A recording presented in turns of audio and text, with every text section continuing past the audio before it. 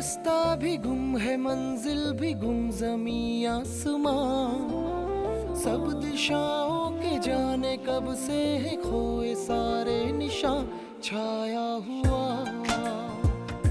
है एक धुआं, धुंधला सा है सारा समा। राह वीरान है, रुत परेशान है, जिंदगी सोच के जैसे हैरान है।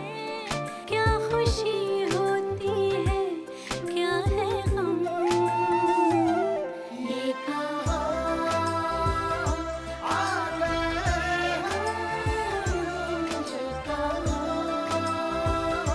आ गए हम।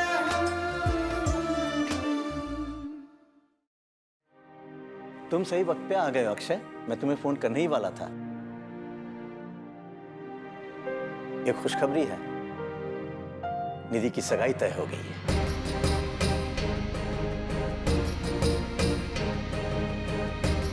यही तकरीबन 1 साल पहले मेरी शादी हो चुकी है।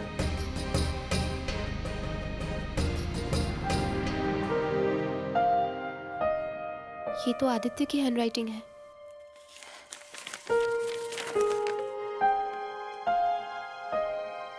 ये कहाँ आ गए हम निधि? तुम्हें याद है एक दौर ऐसा भी गुजरा है जब हम एक दूसरे को देखे बिना करार नहीं था, लेकिन अब तुम किसी और की होने जा रही हो। तुम्हारी सगाई तय हो चुकी है।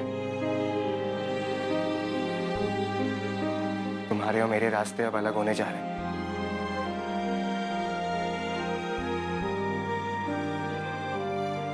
जो कुछ भी हुआ उसके लिए ना तो तुम कसूरवार हो ना ही मैं। बस वक्त की बेदर्द चाल थी है।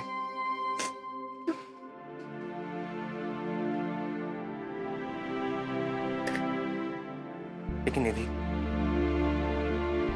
हम दोनों के रास्ते जुदा हो इससे पहले मैं तुम्हें वो सब कुछ बताना चाहता हूँ जो मैं तुम्हें उस दिन नहीं कह पाया।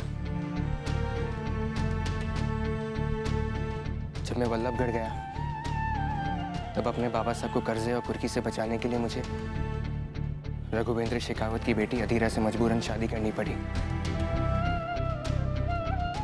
शादी के बाद जब हम वापस आ रहे थे तब हमारा भयानक एक्सीडेंट हो गया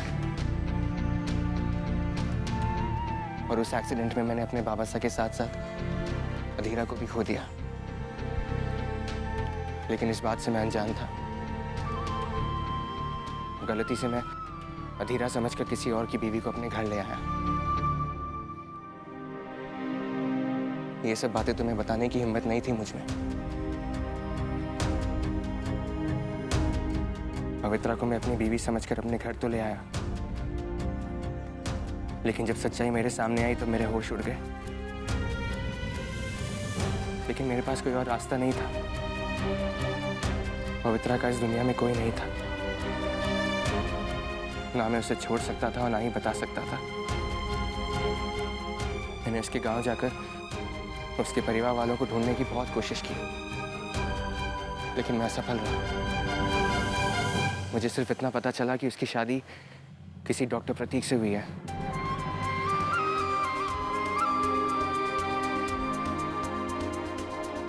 कुछ महीने बाद जब पवित्रा को एक दिन इत्तेफाक से ये पता चला कि वो मेरी पत्नी नहीं है, तो वो मुझे छोड़कर चली गई। मैंने कई दिनों तक उसे ढूंढने की बहुत कोशिश की, पर वो नहीं मिली। मैं तो ये भी नहीं जानता कि वो इस वक्त जिंदा है भी या नहीं। मेरा यकीन मानो नहीं थी। पवित्रा और मैं एक घर में, एक छत के नीचे इतने दिन रहे जरूर, पर अजनबियों की तरह। निधि, ये बिल्कुल सच कि मैंने जिंदगी में सिर्फ और सिर्फ तुमसे प्यार किया है। हमारे रिश्ते को मैंने पूरी ईमानदारी से जिया है। निधि, मैं तुम्हें एक पल के लिए भी भूल नहीं पाया। मैं ये सब तुमसे कहना चाहता था, पर अब शायद बहुत देर हो चुकी है। तुम किसी और को अपना हमसफर बनाने वाली हो। मुझे तुमसे कोई शिकायत नहीं, बल्कि मैं तो दुआ करता हूँ कि तुम जहां भी रहो खुश रहो।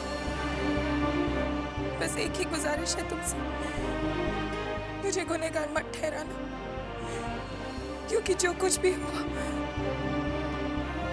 उसमें मेरी कोई गलती नहीं।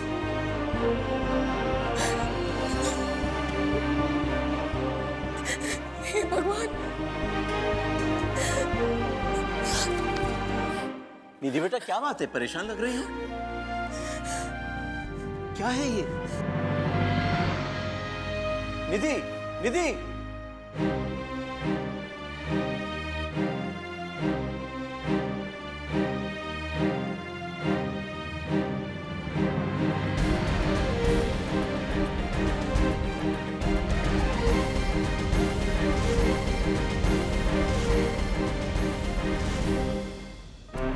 निधि, निधि!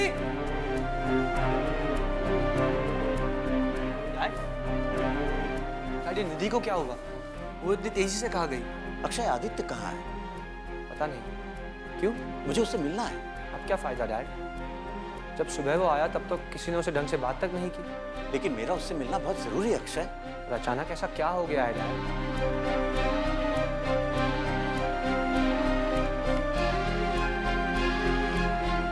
ये सब मैं जानता था डैड, इसलिए तो मैं उसे आपसे मिलवाने लाया था।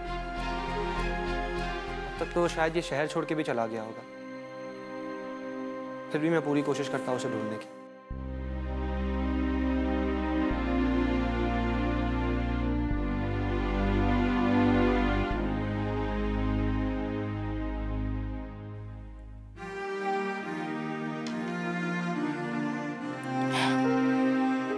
आंटी, मैं आपसे कुछ जरूरी बात करना चाहती हूँ। हाँ बेटा, बोलो। आंटी, प्रतीक की शादी को लेकर आप बहुत खुश हैं ना? आपने कितनी उम्मीदें लगा रखी हैं, कितने सपने सजा रखे हैं। बेटा, हर माँ को अपने बेटे की शादी को लेकर बहुत अरमान होते हैं, और प्रतीक तो मेरा इकलौता बेटा है।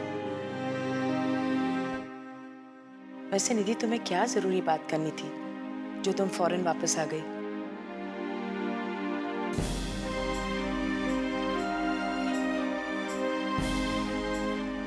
आंटी, वो मैं...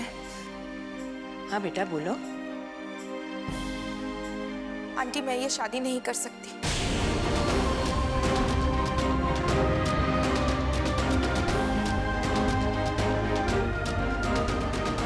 क्या हुआ? तुम दोनों के बीच कोई झगड़ा हुआ? ऐसी कोई बात नहीं आंटी। तो फिर क्या तुम्हें उसकी वो आत्मा परमात्मा वाली बातें अच्छी नहीं लगती है, या डर है कि वो संन्यास ले लेगा? नहीं नहीं आंटी, प्रतीक की वो सब बातें तो मुझे बहुत अच्छी लगती है, पर शादी... अच्छा, मैं समझ गई। तुम्हें शायद लगता है कि शादी के बाद मैं बुरी सास बनूंगी, तुम्हारे साथ बदसलूकी करूंगी, लेकिन बेटा, मैं वादा करती हूँ, मैं तुम दोनों के बीच में कोई दखल नहीं दूंगी। तुम्हारी आजादी पे कोई रोक नहीं लगाऊंगी, बंदिश नहीं लगाऊंगी। तुम्हें अगर घर का खाना अच्छा नहीं लगता है ना, तुम बाहर से मंगवा लिया करो, होटल से। वो आजकल क्या आता है ना, पिज्जा, पास्ता, वो भी मंगवा सकती हो। मैं भी उसे उतने ही स्वाद से खाऊंगी। लेकिन बेटा, बड़ी मुश्किल से प्रतीक शादी के लिए राजी हुआ है। आंटी प्लीज, आप जैसा सोच रही हैं वैसा कुछ भी नहीं है।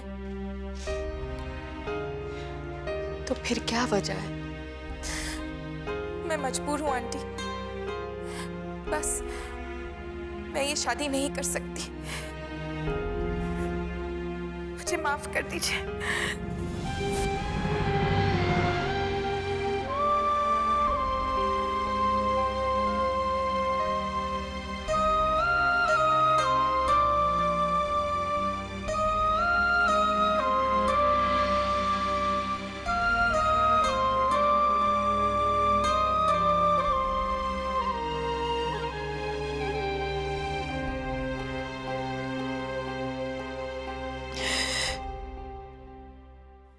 अंकल, मैं आपसे कुछ कहना चाहता हूँ। बोलो बेटा, क्या बात है? वो मुझे ये बात बहुत पहले बता देनी चाहिए थी आपको, लेकिन सब कुछ इतना जल्दी तय हो गया कि मुझे बताने का मौका ही नहीं मिला। क्या बात है प्रतीक? सब कुछ ठीक तो है?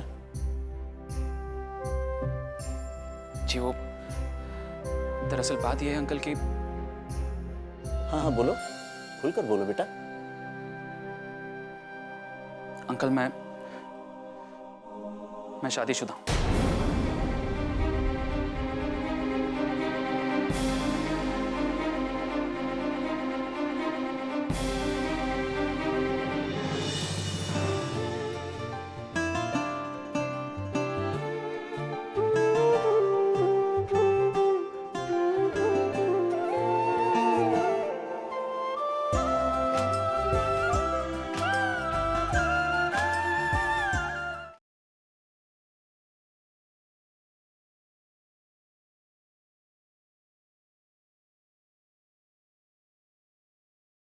ये कहाँ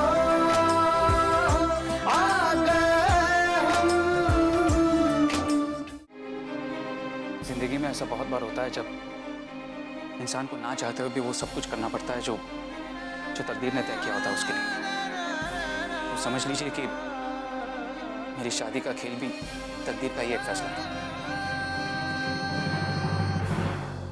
और जब मैं शादी करके वापस लौट रहा था तो एक भयानक एक्सीडेंट में मैंने अपनी पत्नी को हमेशा के लिए खो दिया। अपने इन्हीं हाथों से मैंने अपनी पत्नी की चिता को अग्नि दी। आपकी पत्नी मरी नहीं है प्रतीक, वो जिंदा है। ये क्या कह रही है आप? मैं सच कह रही हूँ प्रतीक, जो हादसा आपके साथ हुआ उसमें एक इंसान और शामिल था। उसी ने आपकी पत्नी के जिंदा होने का सबूत दिया है। कौन सा सबूत? डैड, वो लेटर।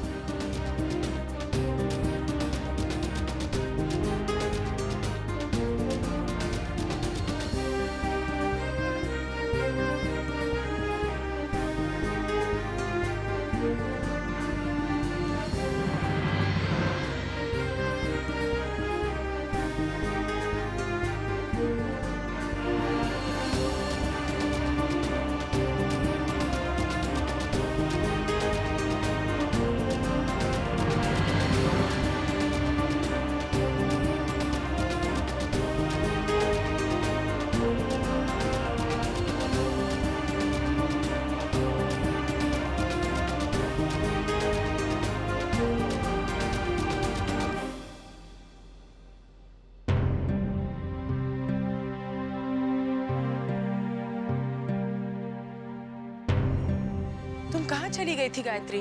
वो माई जी, हम फूल लेने बाजार गए थे। पूजा की माला बनानी है ना, इसलिए।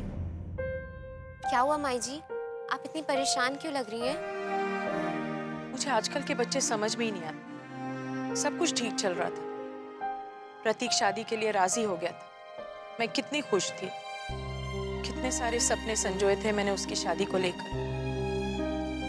निधि ने आकर मेरे सारे सपने, मेरे सारे अरमान चकनाचूर कर दिए। ऐसा क्या कर दिया दीदी ने? उसने शादी से इनकार कर दिया। सच गायत्री, निधि मेरी बहू बनेगी ये सोच के मैं कितनी खुश थी। उसने इनकार करके मुझे कितनी चोट पहुंचाई। मैं सोच रही थी इन दोनों की शादी के बाद मैं तुम्हें लेकर तीर्थ यात्रा पे निकल जाऊंगी। पर दीदी ने ऐसा क्यों किया? मेरी तो कुछ समझ में नहीं आ रहा है। मैंने लाख मनाने की कोशिश की, लेकिन उसने मेरी एक नहीं सुनी।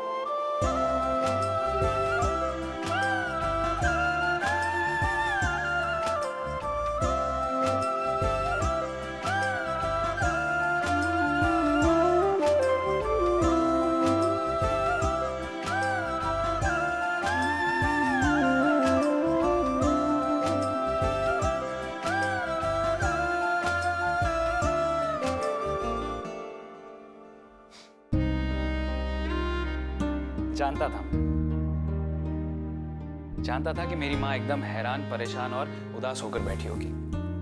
तुझे कैसे पता?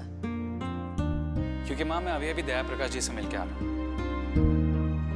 और माँ तो हमेशा कहती है ना कि भगवान जो कुछ भी करता है भले के लिए करता है सबके। तो फिर तू ये क्यों नहीं मान लेती कि अगर निधि ने शादी के लिए मना किया है तो उसने भी सबका भला सोचकर ही किया होगा। और वैसे भी माँ, तेरे बेटे से कौन शादी करेगा? तेरा बेटा रूखा सा। खबरदार, खबरदार अगर मेरे बेटे के बारे में एक भी गलत लफ्ज कहा। मेरे बेटे जैसा लड़का मिलना नामुमकिन है।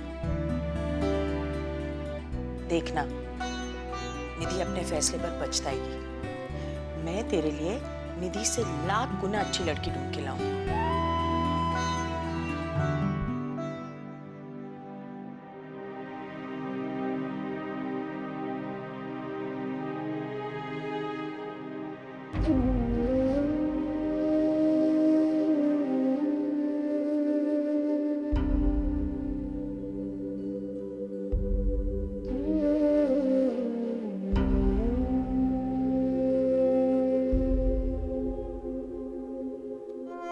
एक खुशखबरी है, निधि की सगाई तय हो गई है।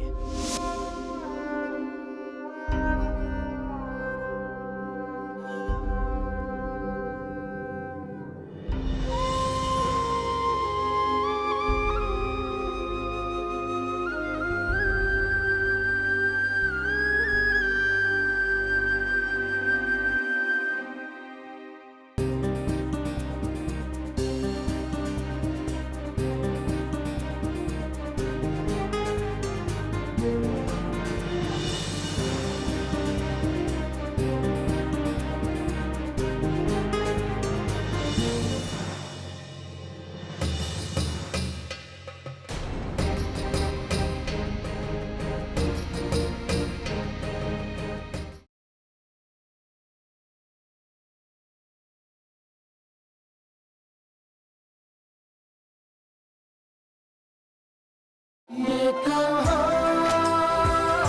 आ गए हम।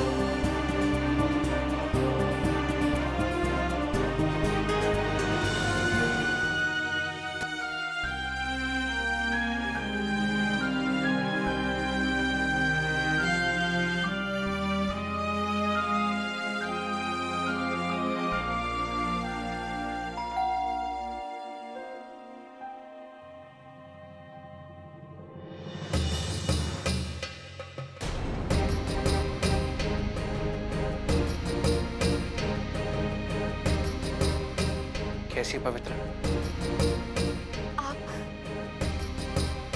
आप यहाँ क्यों आए? आपको यहाँ नहीं होना चाहिए। भगवान के लिए यहाँ से चले जाइए। तुम मुझे बिना बताए छोड़ के चली आई। जाने से पहले एक बार भी नहीं सोचा कि तुम्हारे इस तरह अचानक चले जाने से मैं कितना परेशान हो जाऊंगा। हमें माफ कर दीजिए। उस वक्त जो हमें ठीक लगा हमने वही किया। भगवान के लिए आप यहाँ से चले जाइए। हम आपके हाथ जोड़ते हैं। अगर माई जी या डॉक्टर बाबू में से किसी ने आपको देख लिया तो गजब हो जाएगा। तुम शायद नहीं जानती, और ये डॉक्टर बाबू वही डॉक्टर प्रतीक है जिनसे तुम्हारी शादी हुई थी। मैं तुम्हारे डॉक्टर बाबू से मिलना चाहता हूँ। उनसे मिलकर मैं उन्हें सब कुछ खुलकर बताना चाहता हूँ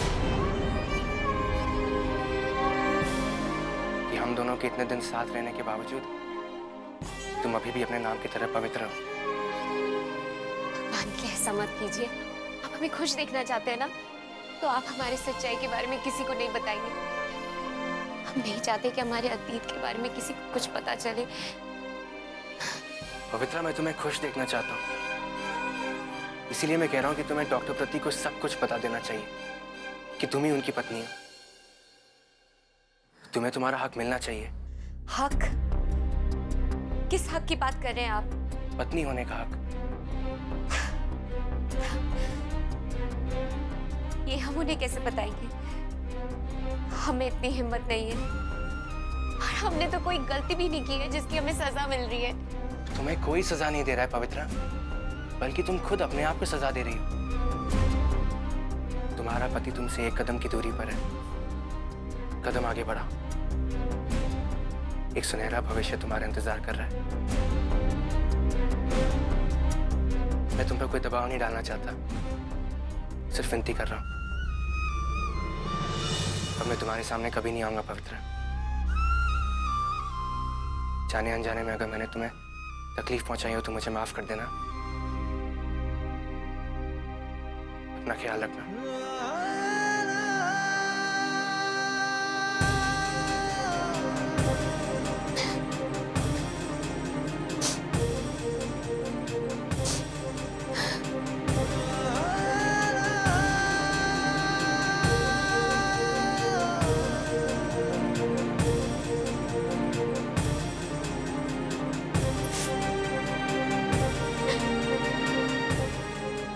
किसी और से क्यों पता चले कि हम इनकी पत्नी हैं?